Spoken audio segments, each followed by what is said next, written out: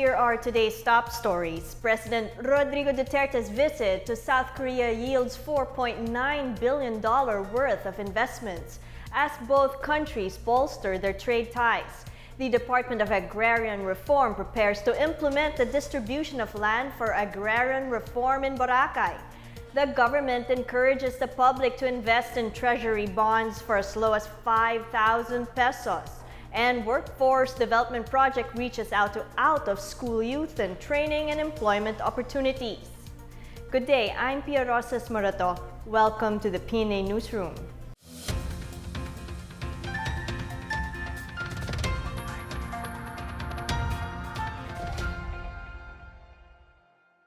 President Duterte's visit to South Korea proved to be productive as he closed some $4.9 billion worth of investments and improved trade relations between the two countries. More on this from Benj Bondok. President Rodrigo Duterte's visit to South Korea yielded over $4.9 billion in investments, presidential spokesperson Harry Roque announced Tuesday. Aside from this, the Philippines will also receive $1 billion worth of overseas development assistance funds for infrastructure under the Build program. 5 government-to-government deals were also signed between the Philippines and South Korea, which include agreements on science and technology, trade, renewable energy, and transportation. The country also sealed a loan agreement on the new Cebu International Container Port project with the Export-Import Bank of Korea. In addition, Roque also said that South Korea has promised to look for ways to allow the entry of Filipino products to their country with lower tariffs. Meanwhile, Department of Trade and Industry Chief Ramon Lopez said that the government is looking at forging a trading agreement with respect to improving the market access of Philippine agricultural products to South Korea. Lopez said that while tariff rates for agricultural products still cover in the range of 25 to 30%, he will request South Korea to bring it down in the vicinity of 5%, almost at the same rate that the Philippines is offering products from South Korea. For the PNA Newsroom, I'm Benj Bondok. The Department of Agrarian Reform is preparing for the distribution of agricultural lands to qualified indigenous people in Boracay Island. DAR Undersecretary David Eros says they will start implementing agrarian reform in Boracay by next week. Among the preparations now being done are ground validation of land for distribution and screening potential beneficiaries. DAR is aiming to immediately distribute patches of agricultural land totaling nearly 26 hectares in the island. Eros said Boracay's IP community identified some 80 ITAs there as potential agrarian reform beneficiaries. He said DAR is looking into giving training that would enable them to grow agricultural produce and supply these to establishments in the island.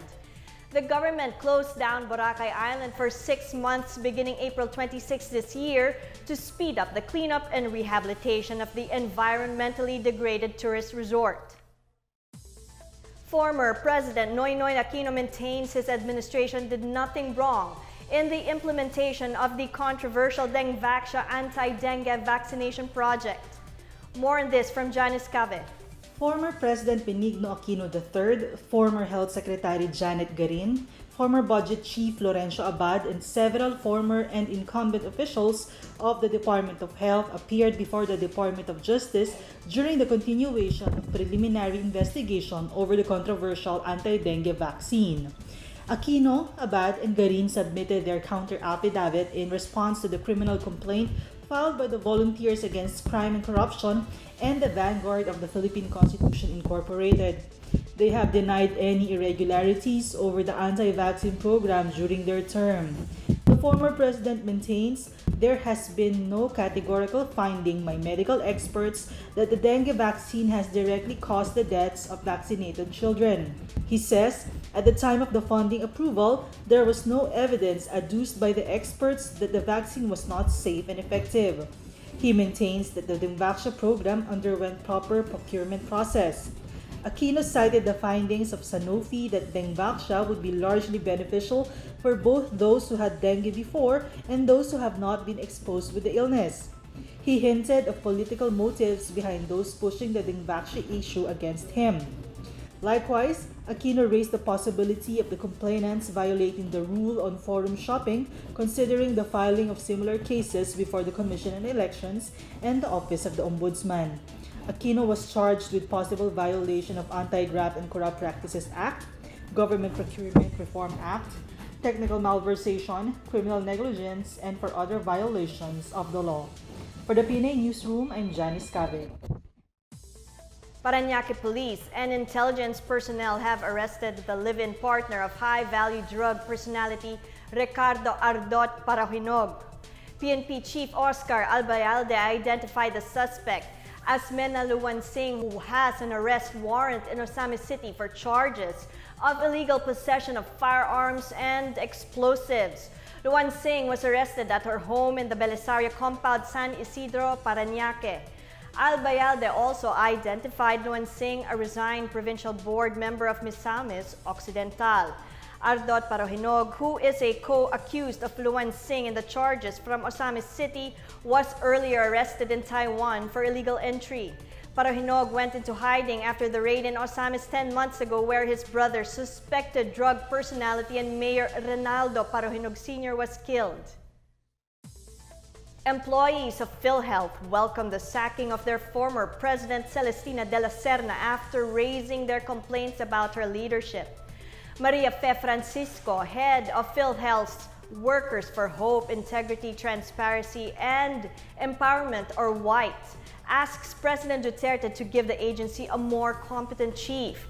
Francisco says there was mounting dissatisfaction in the state-run insurer due to alleged mismanagement. She says PhilHealth lost 250 million pesos in 2016, followed by an 8.9 billion peso loss for 2017. She also noted how PhilHealth gained a dismal 53% corporate performance rating in 2017, after having a rating of more than 90% in 2016. Francisco claims that De La Serna's insensitive leadership has demoralized PhilHealth employees and officers. She said De La Serna and her co-appointees in the board have engaged in anti-employee actions and blamed others for the loss of poor performance. De La Serna hogged the headlines after the Commission on Audit questioned the travel and hotel accommodation expenses she incurred during her stint as president of PhilHealth.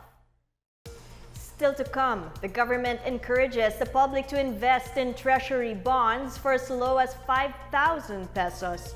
A text load scam using the name of Vice Governor Eugenio Barba is circulating in Ilocos Norte. These and more when the PNA Newsroom continues.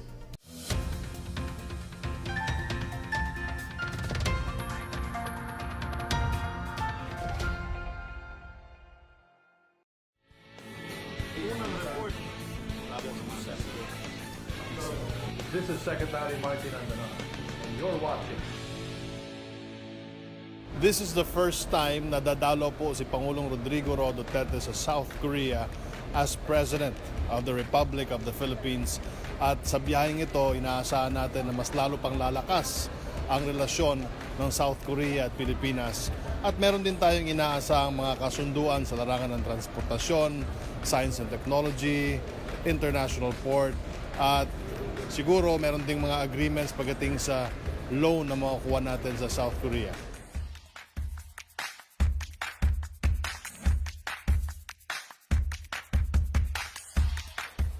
Ladies and gentlemen, I leave tonight for my first official visit to the Republic of Korea.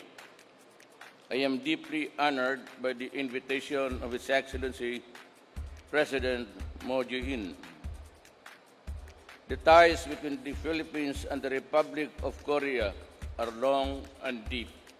Yet there is much room for even healthier growth across the areas of mutual interest. The Philippines stands ready to write a new chapter of closer ties, deeper amity, and more comprehensive collaboration with South Korea. Humbled by your support and emboldened by your desire for meaningful change for our nation and people, I hope to return with greater gains for our country as we forge a stronger friendship with South Korea. All these I shall duly report upon my return. Daghang salamat.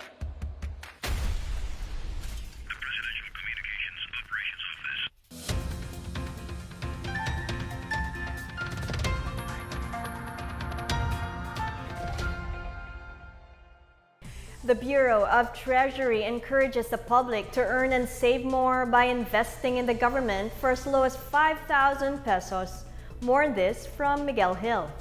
The government, through the Bureau of Treasury, invited the public to invest in its new 3-year retail treasury bonds with a minimum investment of 5,000 pesos.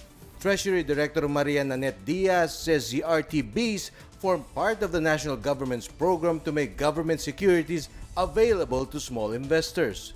Diaz said RTBs earn a fixed interest rate based on the prevailing market rate, and it is paid quarterly during the term of the bond. Diaz added that the RTBs are designed to be higher yielding yet affordable and credit risk-free savings instruments. The bond offer began on May 30 to June 8 and will be issued on June 13 with a 3-year maturity. However, the Bureau told the public that the offer period can be shortened depending on the availability of bonds. The government issues RTBs to raise capital for its projects and to diversify funding sources of the government and to promote awareness about investing. The interest rate for each bond is 4.87 per annum, and the interest will be deposited to the investor's account. Last week, the BTR auctioned off 66 billion pesos, expecting higher than last year's 255 billion. The BTR advises the public to go to their preferred banks for inquiries. For the PNA Newsroom, I am Miguel Hill. The newly designated chief of the Police Regional Office in Cordillera vows to focus on cleansing the ranks of the region's police force. Chief Superintendent Rolando Nana, who succeeded Chief Superintendent Edward Carranza, said during the turnover ceremonies that among his priorities is internal cleansing to make sure that policemen in the region will serve the people well. Nana said the PNP has designated an oversight committee to look out for hoodlums in uniform in all police regional offices in the country. He called on his men to foster good camaraderie as a way to lift the image of the police. He also told police regional offices personnel to keep a good rapport with other government offices, non-government groups, and all sectors of the community. He also ordered the entire police organization in the region to continue the fight against illegal drugs and crime. The new Procor chief hails from Mapandan, Pangasinan, but was raised and educated in Baguio City before entering the Philippine Military Academy, where he graduated in 1985. A load scam circulating in Ilocos Norte has victimized even the official whose name is being used to fool people.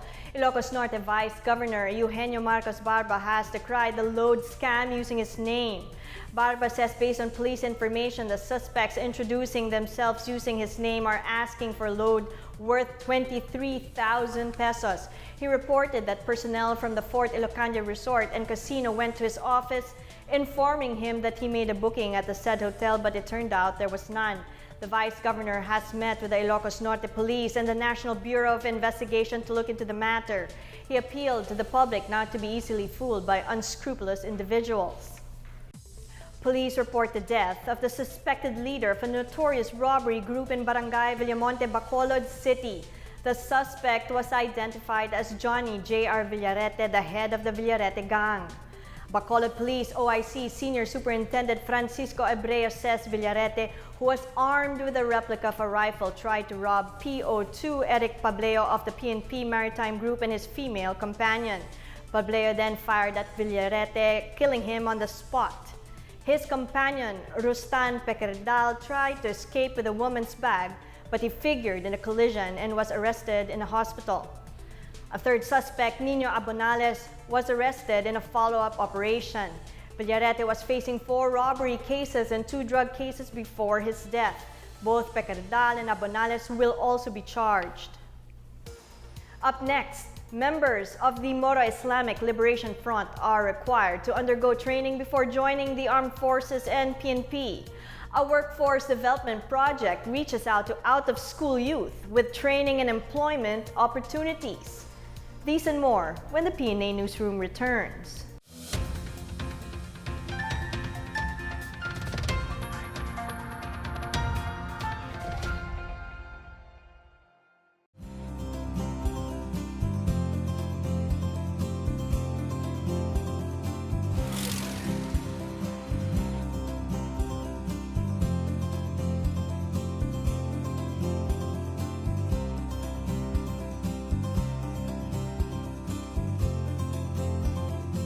Communications is evolving because of social media or digital media. So, because of that, naisip namin sa government, marami pang mga hindi nakakaalam paano talaga gamitin ang larangan ng online marketing or media.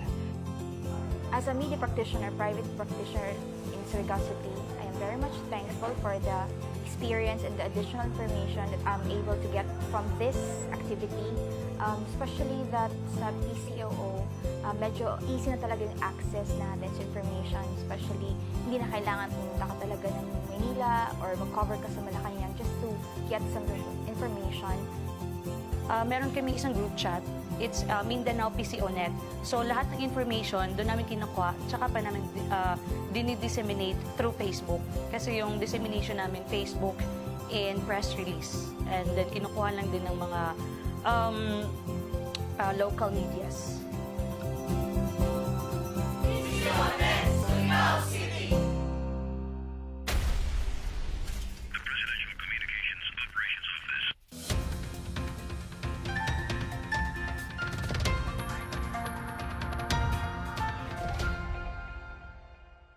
Malacanang opens a possibility for members of the Moro Islamic Liberation Front to join the armed forces of the Philippines and the Philippine National Police. Presidential spokesperson Harry Roque says MILF members who will join the police and military in light of the signing of the Bangsamoro Basic Law will still be required to undergo the necessary training. Roque clarifies there will be no special police force under the BBL, contrary to what is being pushed by the Bangsamoro Transition Council. President Duterte earlier rejected calls for the creation of a Bangsamoro Police and Bangsamoro Armed Forces. Roque also says they will look into the qualifications of police and military organizations under the supervision of the PNP and AFP. In sports, teenage athlete Alana Julian Halagenia wins her second gold medal this year by dominating the girls' 5,000 meters walk event in the 2018 Ayala Philippine Athletics Championships.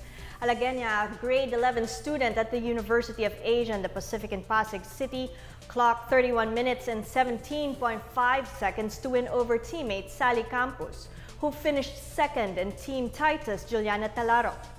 This is the second gold for Halagenia after winning the same event last month at the Philippine National Games in Cebu City. She runs for Run Rio UP team, which grabbed the overall leadership from Dasmariñas City on Sunday night after garnering 14 golds, 16 silvers, and 11 bronzes as of Monday, 11 a.m. Out-of-school youth will no longer feel left out in the pursuit of knowledge and progress. A workforce development project has been launched to give training and employment opportunities for the youth. More on this from Maricor Zapata. The Philippines is a young nation with half of its population made up of people under 30 years old. But such human resources bear as much challenges as opportunities for the country. Ramon Del Rosario, chairman of the Philippine Business for Education, or PBED, says one problem is the high unemployment rate brought about by an educational system that leads to job mismatch.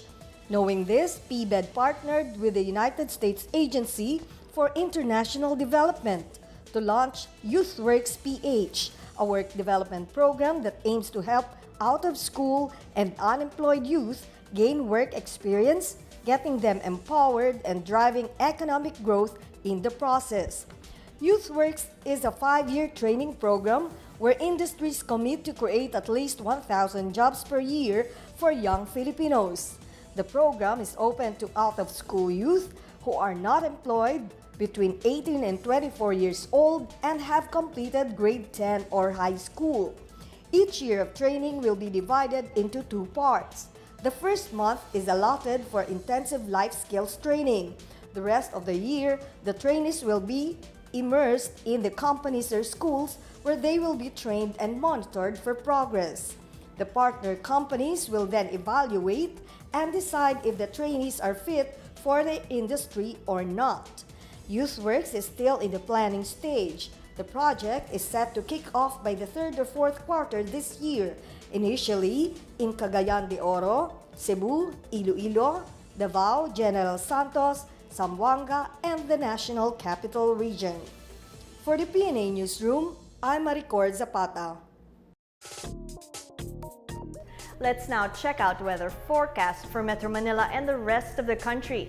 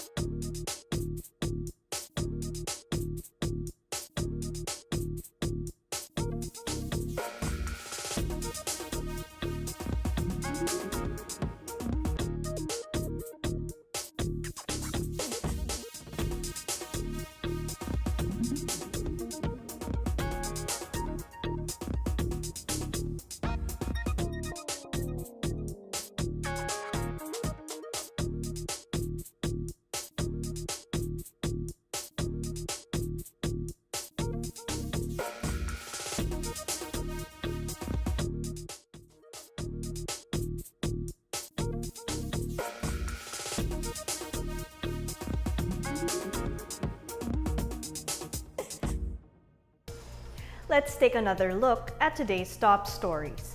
President Rodrigo Duterte's visit to South Korea yields $4.9 billion worth of investments as both countries bolster their trade ties. The Department of Agrarian Reform prepares to implement the distribution of land for agrarian reform in Boracay. The government encourages the public to invest in treasury bonds for as low as 5,000 pesos. And a workforce development project reaches out to out-of-school youth with training and employment opportunities. Thank you for watching another edition of the PNA Newsroom. To check out these and other stories, visit the PNA website or follow the Philippine News Agency on Facebook and Twitter. For more stories about the government and how it serves the Filipinos, look for these hashtags in all of our social media platforms and websites. And that's your daily dose of the latest news and information that you need to know from the PNA Newsroom. I'm Pia Rosas Morato. Good day.